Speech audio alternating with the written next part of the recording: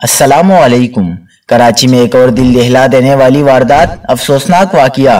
ताजिर जिंदगी भर की जमा पूंजी से महरूम हो गया। क्या आप हालात हाजरा से आगाही हासिल करना चाहते हैं?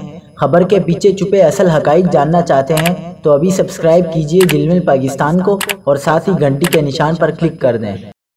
आपको बताते चले कि मुल्क के सबसे बड़े शहर कराची में गुज़िश्ता रोज डकैती की एक और वारदात पेश आई, जिसमें शाहराह पाकिस्तान से ताजिर से 1.25 करोड़ रुपए लूट लिए गए। पुलिस के मुताबिक ताजिर सुजुकी पिकअप में 1 करोड़ 15 लाख रुपए लेकर कसूर जा रहा था कि रास्ते में लूट गया।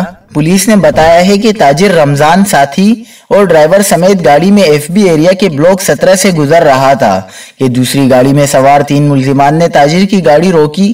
पुलिस का कहना है कि मुल्जिमान ने असले के जोर पर रकम छीनी और ताजिर की गाड़ी में फरार हो गए। पुलिस के मुताबिक मुतासिरा ताजिर कसूर में नोटों के हार बनाने का काम करता है। लूटी जाने वाली रकम में 78 लाख रुपए के नए नोट भी शामिल थे। पुलिस ने यह भी बताया है कि ताजिर ने 78 लाख रुपए मालियत के 10 रुपए वाले नए नोट खरीदे थे।